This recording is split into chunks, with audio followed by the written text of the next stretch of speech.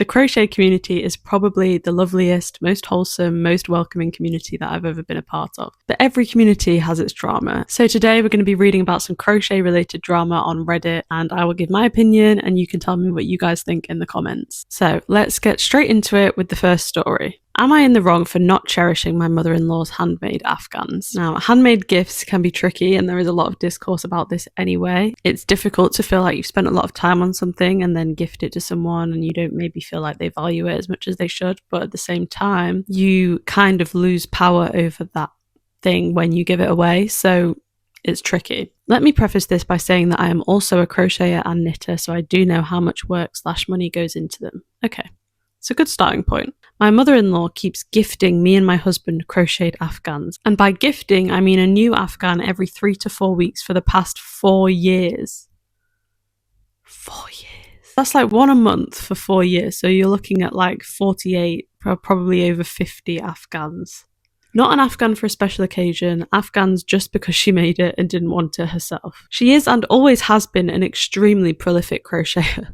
All of her chairs and sofas have Afghans draped across the backs, doilies covering every square inch of the table space, crocheted ornaments, hats, gloves, market bags, just everything. The past 10 years or so that I've known her, she crochets any one of 3 Afghan patterns she has memorised: a large granny square, corner to corner and ripple. She gets nearly all of her yarn from garage sales and thrift stores. Colours are a gamble, nothing really matches or goes with our decor, or even goes with other colours in the Afghan. Craftsmanship is beautiful, but the colours make the finished products look like unicorn poop. Okay, we're getting a pretty clear image of this woman here.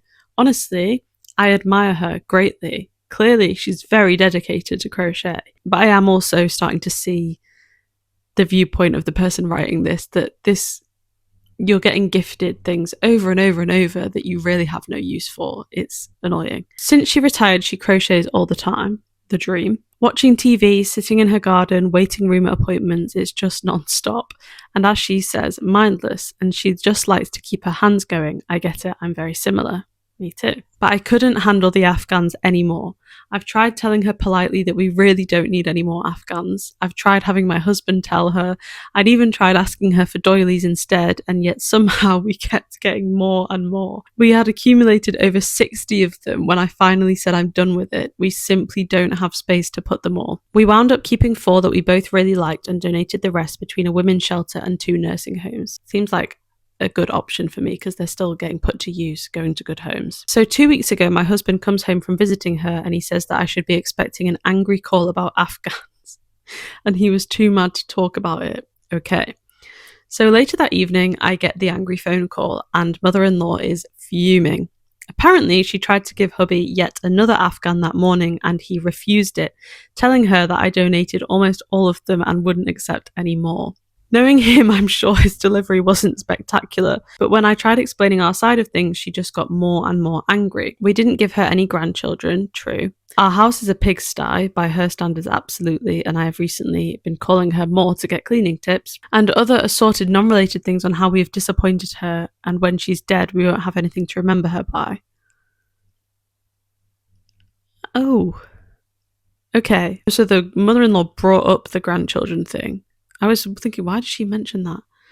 Right, okay. It's feeling like a slight overreaction, I have to be honest. At first, I figured she would get over it, and I still felt that me and my husband were in the right.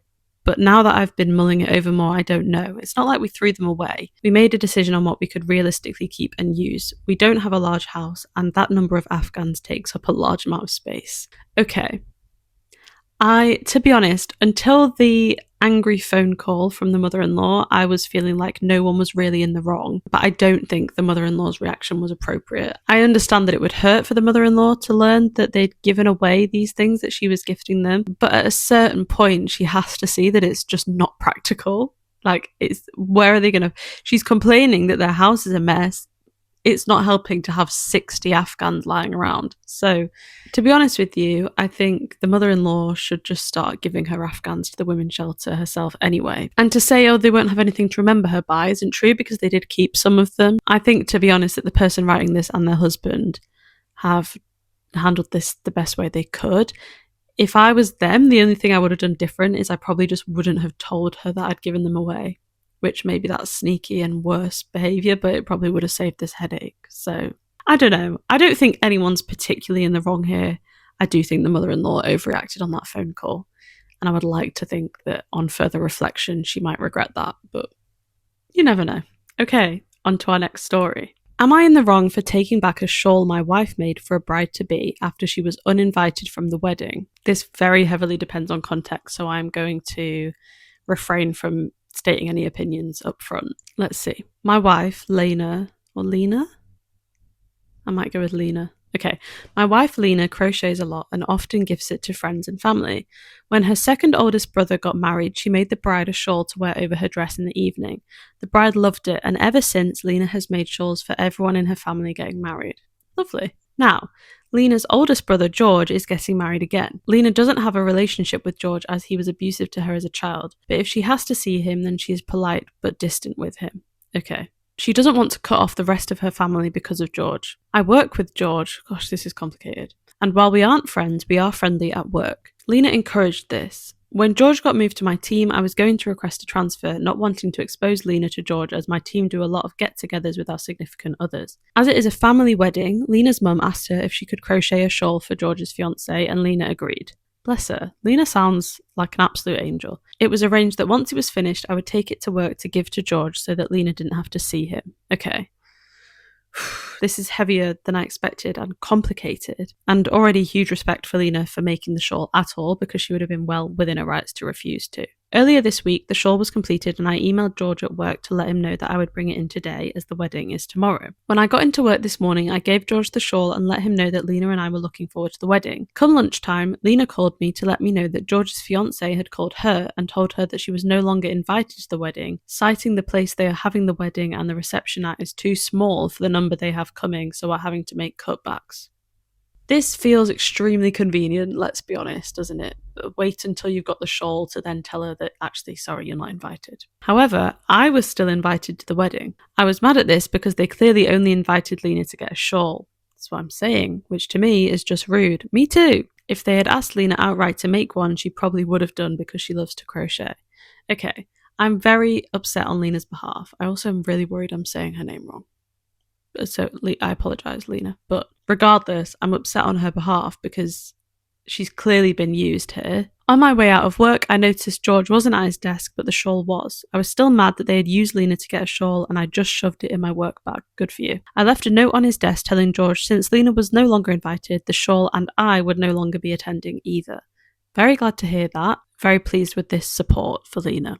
On my way home, I told Lena what I had done and asked her if she wanted to go out instead, so not to waste having a sitter. Lena was upset that I had taken the shawl as it was causing an uproar in her family group chat where people were calling her petty because I took it back. Oh, this woman can't catch a break. If the rest of the family are jumping on this bandwagon, I just feel as though they're all toxic, to be honest. I don't know the ins and outs of this situation, but I'm not understanding the family's reaction. Lena wants me to give it back. I don't think I should. They don't deserve Lena's kindness. Agreed. However, at the same time, I don't want Lena to be upset with me over George and a shawl. Big fan of the person who's written this and how intent they are on backing up Lena. I appreciate that a lot because no, you're not in the wrong for taking the shawl back. Absolutely not. Absolutely not. And that's not to say that like the shawl was transactional in terms of, well, you only get the shawl if I get to come to your wedding. I suppose it could come across that way, but I think they made it transactional by then kind of revoking her invite to the wedding as soon as they had the shawl. I just think it's extremely clear what their intentions were and they weren't good. They don't deserve the shawl. End of. Okay, am I in the wrong for asking my cousin to pay for a crochet toy she requested me to make? Let's see. I, 24 female, crochet as a hobby and often make gifts for people close to me. My cousin, 22 female, and I have what I thought was a relatively close relationship, and we've considered each other best friends our whole lives. Over the years, I've made multiple crochet toys for her and her son, and I also give her birthday and Christmas gifts. I bring her things from trips. However, I never expect anything in return, since gift giving is my love language and I genuinely enjoy it. A few days ago, she asked me if I could make another plushie for her son because the first one I made got ruined, and I said yes because I love making things, but honestly, it kind of stung that she didn't even offer to pay for the materials this time. I'm not trying to charge her for my time, but yarn and all the stuff needed to make it aren't free. It just made me feel taken for granted. I understand that because I think it's slightly different if like her son's birthday or Christmas was coming up, and she might have said, if you're looking for a gift, he would love another plushie, that kind of thing. Out of the blue like this, like the way I see it is I wouldn't go up to a friend if it wasn't my birthday or Christmas coming up and just be like, oh, can you buy me this just as a gift? I would just like you to give me a gift. Do you see what I mean? That would be odd and rude behaviour.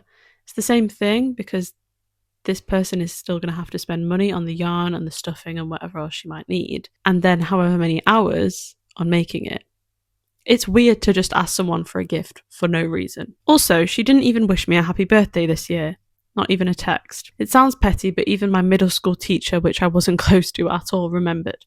On top of that, she recently asked me if she needs to get me a gift for my birthday after I invited her for a little barbecue to celebrate my birthday. It came across as if it was more of a bother than something she wanted to do. Yeah, this is just not. The vibe is not good here. I'm always the one making the effort to keep in touch. We live about an hour apart, and every time I ask her to visit, she says eventually. I get that she has a 14-month-old son now, but she was like this even before she got pregnant. I always go to her. Now I'm sitting here hesitating to ask her to cover like $10 to $15 worth of materials because I'm scared it'll come off as rude or ungrateful, even though part of me feels like I've been the one giving and she just takes it as a given.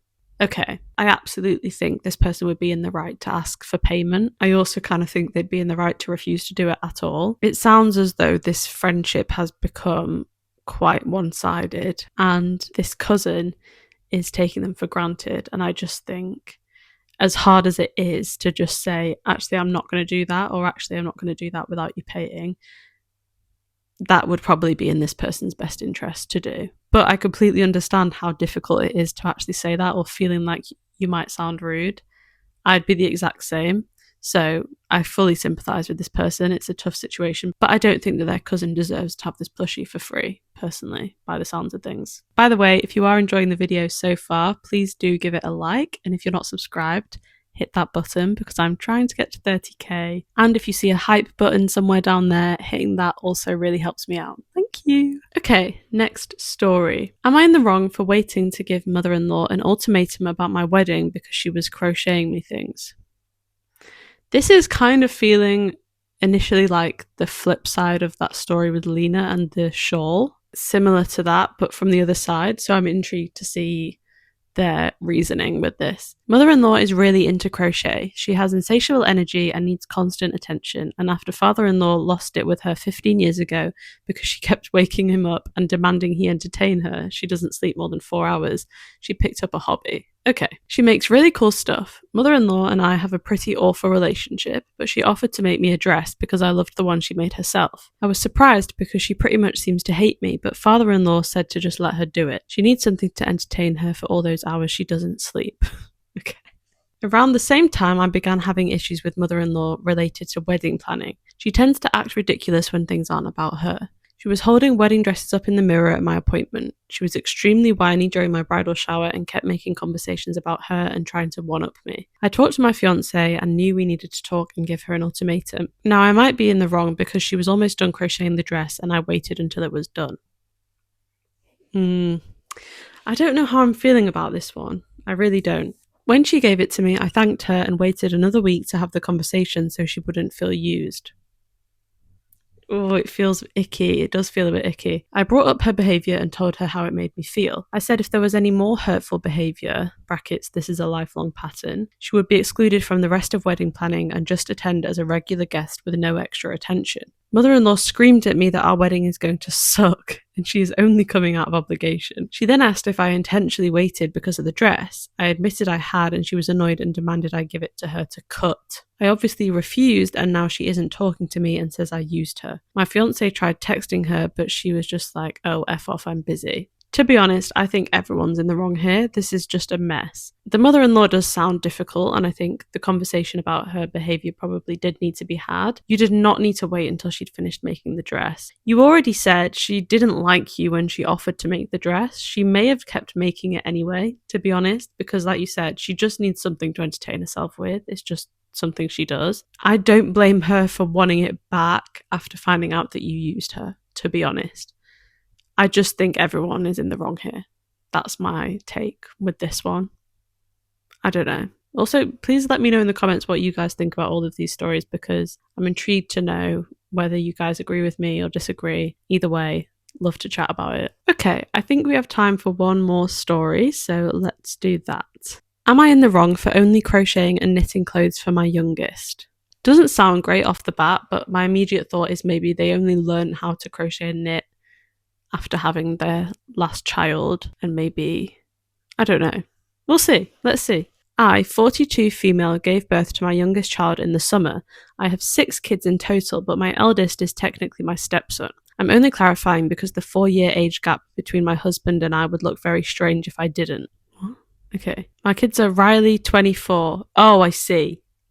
Because Riley would have been born when this woman was 18. So a 4-year age. Okay, I see. Right. Riley, 24 male. Amanda and Adam, 16 female and male twins. Imogen, 10 female. Aiden, 8 male. And Hannah, 6 months female. Okay. That's a lot of information. After having my youngest, I decided to quit my job to take care of her. Thankfully, she's a very peaceful baby, so I found I have a lot of spare time, and I decided to learn to crochet and knit. Okay, so kind of what I was thinking. I started off with small items like coasters, socks, and small table mats, but I've decided to progress onto clothing. This was because as she's a baby, she's very small, and I can make items for her much quicker than the others, and I'm quite impatient, so I like to finish things quickly.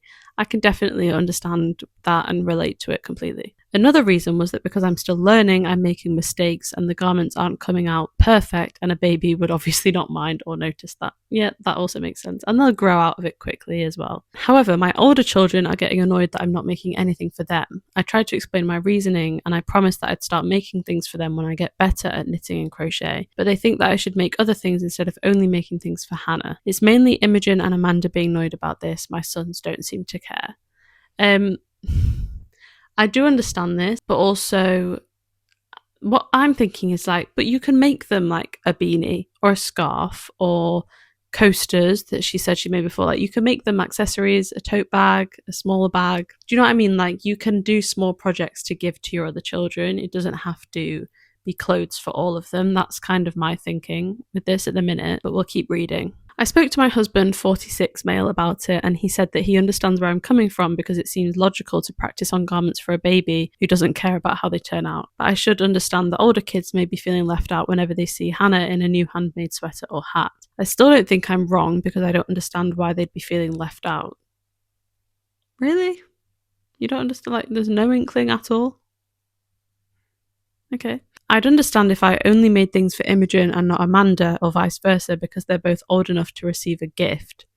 But Hannah is literally 6 months. She couldn't care less. That's probably exactly what they're thinking. They're probably thinking, why are you making things for the baby who literally couldn't care less? She can't acknowledge it or be grateful for it or enjoy it. So why are you making things for her and not for us? My eldest, Riley, thinks that I'm wrong about this, and if I give something to one of the kids, I have to give it to all of them. Yeah, I think my stance essentially is you do not have to make necessarily the same thing for every child. So if you're making a cardigan for the baby, you don't then have to make a cardigan for every child because, like I said, that would be a ridiculous amount of hours and time, and years would have passed by the time you finished it probably. But you can still make small things for everyone, you know? Like, that feels like the obvious solution to me, unless I'm missing something, but I don't know.